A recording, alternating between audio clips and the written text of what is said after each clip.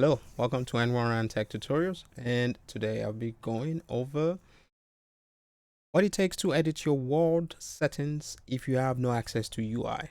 Now, if you have no access to UI, you still should be able to have access to your world config file and also the space dedicated config file.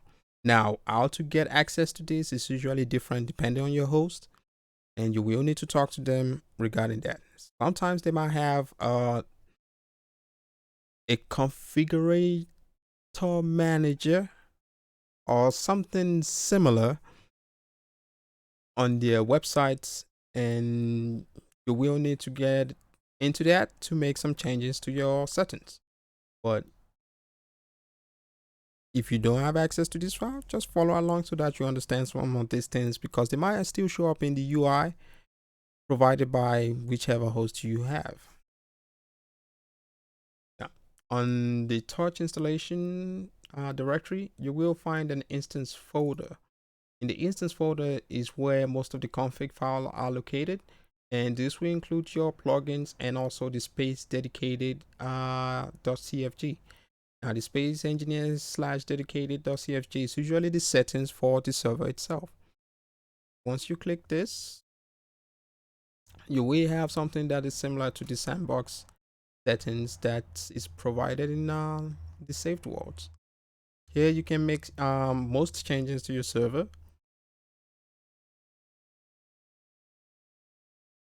and you can change the name of the world, name of the server, which will show up when people are searching for it on the either the Steam server browser or the game client itself.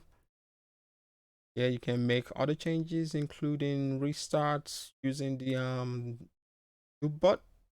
But if you're using Torch, I will advise you not to use these settings for your auto updating and auto restart. We'll recommend that you use Essentials for this, but these are still an option. Here you will also have a few other settings that you can make. A few of the other usually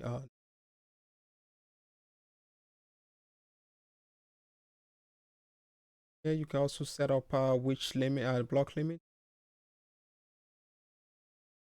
and you can include the key is usually the block pair name, and you can find this usually in the qblocks.spc. For mods, you will need to open the mods, or rather extract the mods files and find the qblocks.spc and get the block pair names from those files. You can also ask the modders directory for their mod for their blocks pair names, and usually modders are okay to share those information. Another setting that you want to do here is also the network settings, is the IP address. Usually do not touch that, leave it to whatever your uh host set it at, or leave it to 00 if it's already 0.0.0.0. And the Steam port is usually the same. Don't touch that once it's already set and it's working. The server port default is 27016. You can change this to whichever port that you have available on your machine, and you have to make sure that port is open. If this is already preset from your host, do not change it at all. The other things that you can also set here are the administrators, and if I recall correctly, this use ulong, and you can use the Steam IDs for the administrators.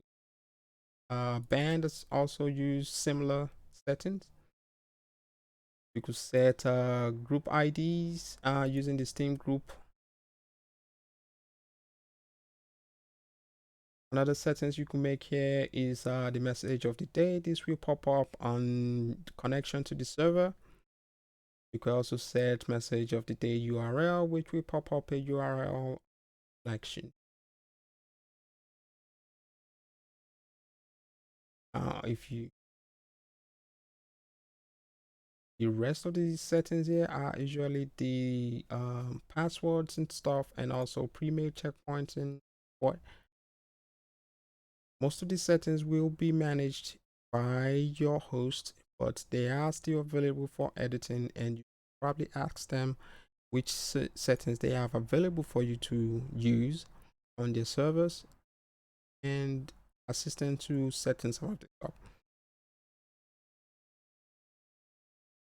The other way to make changes to your world settings is by going into your saves folder and finding the world that you have currently loaded.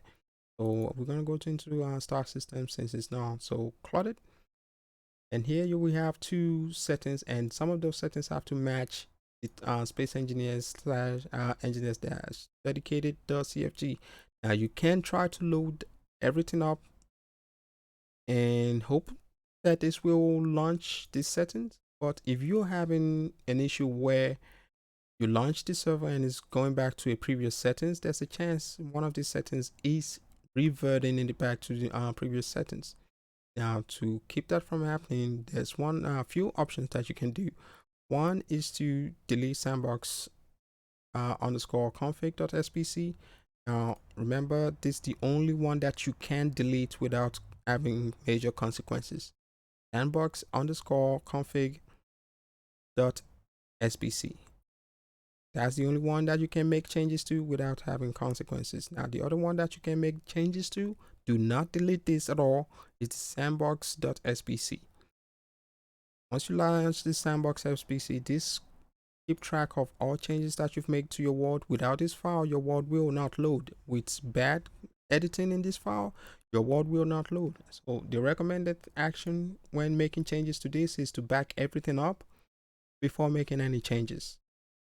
Once you launch this, you will have access to similar settings as when I load these two next to each other. I remember how to do it. For the view. So if I have these two words zoom in just a little bit next to each other, you will notice that some of the settings look fairly the same. I go to game mode. Now you notice there's an issue my game mode here. Now this is because the word I have loaded is different from this word, and notice some of the few things that are different. One of the different things is this word is in creative, but this word is in. Now this is the current setting the touch is loading. This one right here is what the loading. So it's, by the time its save happens, this word will match this.